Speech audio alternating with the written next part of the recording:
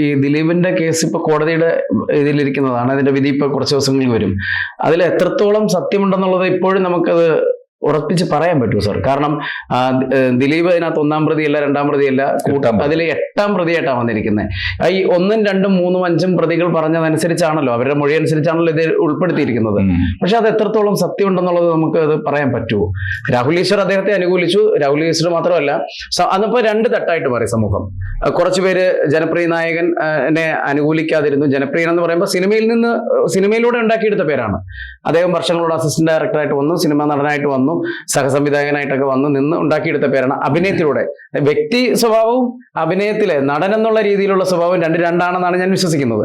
അങ്ങനെ അദ്ദേഹം തന്റെ കഴിവ് കൊണ്ട് ഉണ്ടാക്കിയെടുത്ത ഒരു പേരായിരുന്നു. അപ്പൊ ഇത്തരത്തിലൊരു ഇൻസിഡന്റ് ഉണ്ടാവുന്നു. അതിൽ രാഹുൽ ഈശ്വർ അദ്ദേഹത്തെ അനുകൂലിച്ചു എന്നാണ് ഇപ്പൊ സാറ് പറയുന്നത്. ശരിയായിരിക്കാം, അനുകൂലിച്ചു. എങ്കിൽ പോലും അതിൽ എത്രത്തോളം സത്യം ഉണ്ടെന്നുള്ളത് നമുക്ക് പറയാൻ പറ്റും. ആൻഡേഴ്സൺ സംശയിച്ചോളൂ, എനിക്ക് അതിൽ സംശയം തോന്നിയില്ല. കാരണം ഞാൻ ഒന്ന് ഈ സിനിമാ ലോകത്തിന്റെ ഉള്ളിൽ നിൽക്കുന്ന ഒരാളല്ല. പക്ഷെ ഇതുമായി ബന്ധപ്പെട്ട എല്ലാ വിവാദങ്ങളും കണ്ടു കഴിഞ്ഞ ഒരാളാണ്. പക്ഷേ അതിലെനിക്ക് വിശ്വസിക്കാൻ, എനിക്ക് അശേഷം എന്നെപ്പോലെ എനിക്ക് വിശ്വാസമുള്ള ഒരാൾ സാക്ഷ്യപ്പെടുത്തിയിട്ടുണ്ട്. ആ മനുഷ്യൻ മരിച്ചുപോയി.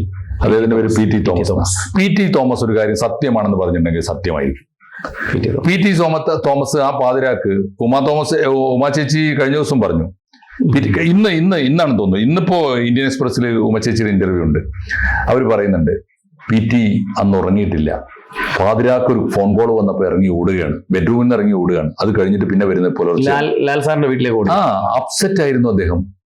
എന്നിട്ട് പിന്നീട് ഒന്ന് നോർമൽ ആയി കഴിഞ്ഞപ്പോൾ അദ്ദേഹം പറഞ്ഞു അത്രേ, ഞാൻ അവിടെ ചെന്നില്ലായിരുന്നെങ്കിൽ ആ കുട്ടി ജീവിച്ചിരിക്കുക പോലുമില്ല ആ സമയത്ത്. അപ്പോ അതുകൊണ്ട് പി ടി തോമസിനെ പോലെ ഒരു സാക്ഷി നമ്മുടെ മുമ്പിൽ ഉള്ളപ്പോ നിങ്ങൾക്ക് ഇപ്പുറത്ത് 10,000 ഭീകരന്മാരെ അവതരിപ്പിച്ചിട്ട് യാതൊരു കാര്യമില്ല. ദിലീപ് പ്രതിയാണ് എന്ന കാര്യത്തിൽ ദിലീപ് ഇപ്പൊ നിയമത്തിന്റെ മുമ്പിൽ പ്രതിയാവാം, ശിക്ഷിക്കപ്പെടാൻ എത്ര കൊടിയ കുറ്റവാളികൾ രക്ഷപ്പെട്ടു പോകുന്നു.